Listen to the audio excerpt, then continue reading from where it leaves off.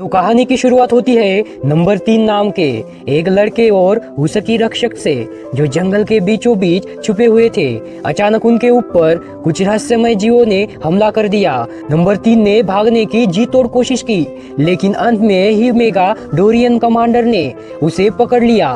उसने नंबर 3 का नेकलेस निकाला और उसे मौत के घाट उतार दिया। इसके बाद हम जॉन नाम के एक लड़के को देखते हैं। वो समुद्र में एक खूबसूरत लड़की के साथ था। तभी अचानक उसकी टांग जगमगाने लगी और वो दर्द से चिल्ला उठा। फिर उसे अचानक नंबर 3 की झलक दिखाई दी। उसे एहसास हुआ कि कुछ बहुत बुरा होने वाला है। वही आसपास के लोगों ने जॉन की वीडियो बना ली और उसका मजाक उड़ाने लगे। कुछ समय बाद उसका रक्षक हेनरी वहां आया और जब उसने जॉन की टांग पर घाव देखा तो वो समझ गया कि नंबर 3 मारा जा चुका है। अब उसने तुरंत ही जॉन के साथ यह जगह छोड़ने का फैसला किया। जाने से पहले उसने सारी तस्वीरें भी जला दी। जल्द ही हमें पता चलता है कि जॉन और 8 और करिश्माई बच्चे असल में दूसरी दुनिया से आए हुए जीव है, जो अपने ग्रह कोरियन से भागकर यहाँ आए थे, क्योंकि खतरनाक जीवों ने उनके ग्रह पर हमला कर दिया था। ये वही अजीब से गंजे लोग थे जिन्हें हमने कहानी की शुरुआत में देखा था। जो उनका रक्षक होने के नाते ये हेनरी का काम था, अपनी जान देकर उसकी जान बचाना। नंबर के हिसाब से इन सभी को मारा जा रहा था और जॉन की टांग के निशान के हिसाब से नंबर 1, 2 और 3 मारे जा चुके थे। इसके बाद वह दोनों पैराडाइज शहर में एक पुराने घर में जाकर रहने लगे। तभी एक छिपकली भी उनका पीछा करते करते यहाँ तक पहुंच आई थी। फिर हेनरी ने हर जगह से जॉन की पहचान पूरी तरह से मिटा दी ताकि कुछ भी करके उस तक पहुंच न सके। अचानक उन्हें घर के बाहर एक जोरदार आवाज सुनाई दी। असल में ये वही छिपकली थी जो अब एक कुत्ते में बदल चुकी थी। जॉन ने उस कुत्ते को गोद लेने का फैसला किया और उसका नाम बर्नी रखा। फिर देर रात को हेनरी ने एक रहस्यमय डब्बा घर के एक घड़ी में छिपा दिया। उधर नंबर 6 पुराने बंगले में पहुंचे तो उसे जॉन और हेनरी का कोई नामो निशान नहीं मिला। आखिरकार उसने पूरे बंगले में आग लगाकर धमाका कर दिया और तब एक खुलासा होता है कि आग इस लड़के का कुछ नहीं बिगाड़ सकती। उधर अगली सुबह जॉन ने स्कूल जाने का फैसला किया तो हेनरी ने उससे वादा लिया कि वो किसी को अपनी सच्चाई नहीं पता लगने देगा। बाद में जब वो स्कूल पहुंचा तो उसे एक सारा नाम की लड़की दिखाई दी और वो जॉन को बहुत पसंद आई। इसके बाद उनकी टीचर ने सारा से जॉन को स्कूल दिखाने को कहा। कुछ देर बाद जॉन ने देखा कि मार्क नाम का एक बदमाश लड़का अपने दोस्तों के साथ एक शरीफ बच्चे को परेशान कर रहा था। तब जॉन ने उस शरीफ लड़के सैम की ओर दोस्ती का हाथ बढ़ाया। फिर स्कूल खत्म होने के बाद जॉन ने देखा कि मार्क फिर से शाम को परेशान कर रहा था, तो उसको गुस्सा आ गया और उसने एक फुटबॉल उठाकर धड़ाक से मार्क के एक दोस्त के पेट में मारी। तभी जॉन ने देखा कि सारा चुपके से उसकी तस्वीरें ले रही थी। उधर जॉन बंगलों की तरफ पहुंचे तो उन्हें एहसास हुआ कि नंबर 4 अब भी जिंदा है। उस रात जॉन को एक वेबसाइट मिली जिस पर सारा अपनी खींची हुई तस्वीरें अपलोड करती थी और उनमें जॉन की भी तस्वीरें थी। लेकिन जल्द ही हेनरी ने सारी तस्वीरें हटा दी क्योंकि वो जॉन को छिपा कर रखना चाहता था। फिर अगले दिन क्लास में अचानक जॉन के हाथ काफी तेज रोशनी से जगमगाने लगे। जॉन घबराकर स्टोर रूम में भाग गया और रोशनी बंद करने की कोशिश की। उधर हेनरी को भी घड़ी में वही रोशनी दिखाई दी और वो तुरंत जॉन के स्कूल में पहुंच गया। उसने जॉन को शांत किया और कहा कि इस रोशनी का मतलब है कि जॉन की शक्तियां जाग रही है। फिर वो दोनों घर आ गए और हेनरी ने कहा कि अब जॉन और ज्यादा ताकतवर हो जाएगा, इसलिए उसे अपनी शक्तियों पर काबू करना सीखना होगा। अब जॉन ने बाहर जाकर अपनी शक्तियों को आजमा कर देखा और इधर उसका कुत्ता छिपकर उस पर नजर रखा हुआ था। दूसरी ओर मेगाडोरियन कमांडर भी शहर तक पहुंच चुका था और उसने पूरे सुपरमार्केट का खाना खरीदकर अपने विशाल सैनिकों को खिलाया था, अपने विशाल सैनिकों को खिलाया। इधर जॉन को अचानक से सारा मिली और वो दोनों सैर पर निकल गए। तभी उन्हें सैम दिखाई दिया और अपने सौतेले बाप के साथ फिर सारा जॉन को अपने घर डिनर के लिए ले आई और उसे अपने माँ बाप से मिलवाया। सारा की मॉम ने सलाह दी कि सारा को फोटोग्राफी का बहुत शौक है, इसीलिए उन्हें नाइट कार्निवल में जाना चाहिए। खाने के बाद सारा जॉन को अपने कमरे में ले आई और तब जॉन को पता चला कि सारा को तस्वीरें खींचना तो पसंद है, लेकिन अपनी तस्वीर खिंचवाना बिल्कुल पसंद नहीं। अचानक उसी वक्त बर्नी घर से बाहर आ पहुंचा और जोर जोर से भौंकने लगा। थोड़ी देर बाद जॉन को मजबूरन उसके साथ जाना ही पड़ा। फिर अगले दिन सैम ने जॉन से पूछा कि उसके हाथों में क्या हुआ है, पर जॉन ने बात टाल दी। इसके बाद जब उन्होंने अपने लॉकर खोले तो अचानक मारकर रखा हुआ गुलाबी रंग सीधा उनके मुंह पर आ गिरा।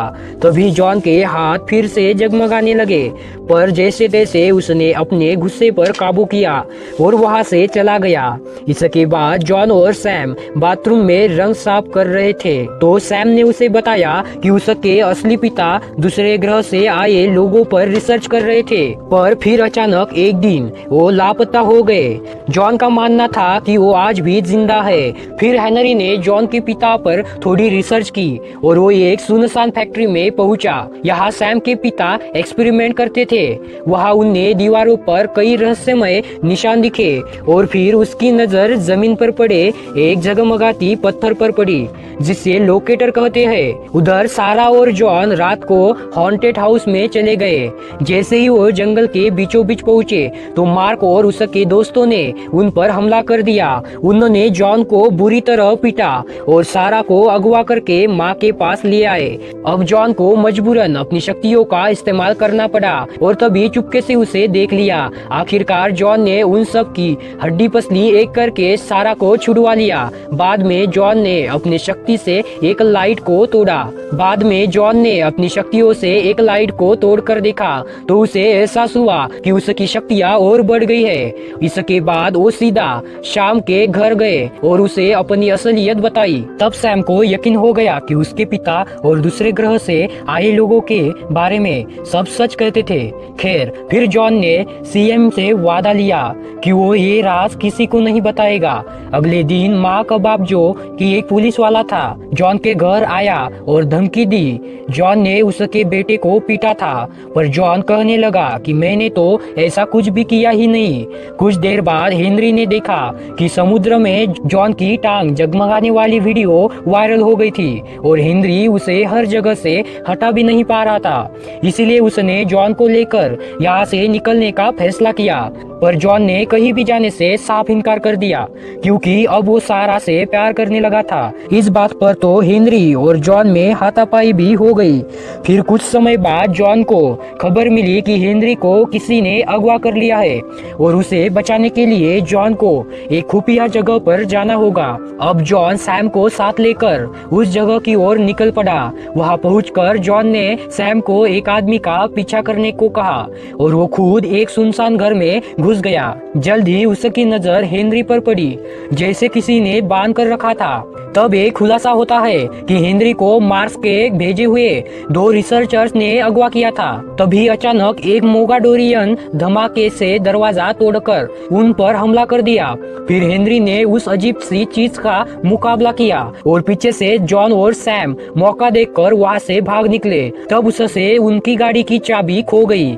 इसीलिए जॉन ने अपनी शक्तियों का इस्तेमाल करके गाड़ी को चालू किया, लेकिन उनके जाने से पहले ही वो मोगाडोरियन वहां पहुंचा और उसने हेनरी की छाती में छुरा घोंप दिया। खैर, फिर से उन्होंने गाड़ी भगाई और हेनरी ने अपना खास चाकू और लोकेटर जॉन को देकर कहा कि सैम के पिता इस पत्थर की मदद से दूसरे ग्रह से आने वाले उन करिश्माई बच्चों को ढूंढ रहे थे। इसी के साथ हेनरी का आखिरी वक्त आ गया और उसने मरते हुए जॉन से कहा कि उसे अपने जैसे और लोगों को ढूंढना ही होगा, क्योंकि उन सब की शक्तियां मिलकर ही मेगाडोरियन का खात्मा कर सकती है। वही कुछ मेगाडोरियन रिसर्चर्स के घर पहुंचे और उन्हें एक तेज धार वाले डिवाइस से मार डाला, क्योंकि वो जॉन को पकड़ने में नाकामयाब रहे थे। दूसरी ओर पैराडाइज शहर की पुलिस ने जॉन के घर की तलाशी लेकर उसे एक आतंकवादी घोषित कर दिया था। सारा को भी उस पर शक हो गया और वो भी उस पर सवाल उठाने लगी। उधर सैम और जॉन गाड़ी में थे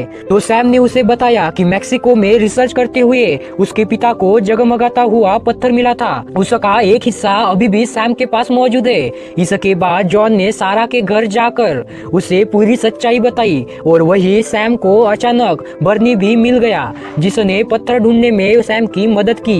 लेकिन जल्द ही पुलिस ने सैम के घर पहुंचकर उन दोनों को छत पर घेर लिया। अचानक सारा का पैर फिसल गया और वो छत से नीचे गिर गई और खुशकिस्मती से जॉन ने अपनी शक्तियों का इस्तेमाल करके उसे हवा में ही रोककर उसकी जान बचाई। इसके बाद वो दोनों भाग निकले तो रास्ते में उन्होंने पुलिस की गाड़ी को भी आसानी से हवा में उड़ा दिया। फिर वो दोनों भागकर जल्दी से स्कूल में छिप गए। उधर सैम ने उसके पिता को रोक लिया। फिर मोगाडोरियन कमांडर ने माँ को धमकी देकर उसे जॉन के पास ले जाने को कहा। उधर सैम ने जॉन को खबर दी कि मॉरिस ने स्कूल को चारों ओर से घेर लिया है। अब जॉन और सारा भागने का रास्ता ढूंढ ही रहे थे कि अचानक नंबर 6 यानी जेन ने अपने खास हथियार के साथ उनकी मदद करने पहुंची और उनके बीच भयंकर लड़ाई शुरू हो गई और जल्दी जेन ने अपनी तेज रफ्तार से दोनों को मार गिराया। उधर मैक्स ने अपनी राक्षस छिपकलियों से उन पर हमला किया तो अचानक बर्नी भी एक खतरनाक राक्षस में बदल गया। खूंखार छिपकलियां सैम और जॉन पर चपट गई पर तब भी बर्नी ने गुस्से में आकर चारों ओर तबाही मचा दी। एक काफी लंबी और मुश्किल लड़ाई के बाद बर्नी ने उड़ती छिपकलियों को मार डाला और खुद जख्मी होकर अपने असली रूप में आ गया। उधर जेन की हालत भी काफी नाजुक थी लेकिन वक्त पर जॉन ने उसे अपनी शक्तियों से ठीक किया। अब तक वो भी नहीं जानता था कि उसके पास ऐसी कोई शक्ति भी है। खैर बाद में उन दोनों ने मिलकर इसका सामना करके उन्हें खत्म कर दिया। फिर जॉन और सैम मैदान की ओर भागे पर वहाँ कमांडर अपने राक्षस के साथ उनका इंतजार कर रहा था। एक बार फिर से जॉन और जेन ने मिलकर सभी गार्ड्स को मार डाला और अब वो कमांडर को भी मारने ही वाला था कि तभी अचानक एक अजीब से जीव ने जेन को पकड़ लिया। तब जॉन ने अपनी जबरदस्त ताकत से उनकी मदद की और अंत में एक जोरदार धमाका करके एक कमांडर को भी हमेशा के लिए गहरी नींद में सुला दिया। खुशकिस्मती से जेन की आग से बच पाने की शक्ति की वजह से जॉन और जेन दोनों की जान बच गई। फिर अगले दिन उन्होंने पत्थर के 2 हिस्सों को जोड़ा जिससे उन्हें अपने साथ आए बाकी लोगों का भी पता चल गया। तभी वह अचानक मार्क वहां आकर हेनरी का रहस्यमय डिब्बा जॉन को दे दिया। आखिरकार सैम भी उनकी टीम में शामिल हो गई और फिर सैम ने सारा को चुनकर जेम्स और बर्नी के साथ बाकी के खास लोगों को ढूंढने का फैसला किया। तो ये मूवी यहाँ पर एंड होती है। तो ये मूवी आपको कैसी लगी नीचे कमेंट में जरूर बताना। सो मिलते हैं नेक्स्ट वीडियो में, तब तक के लिए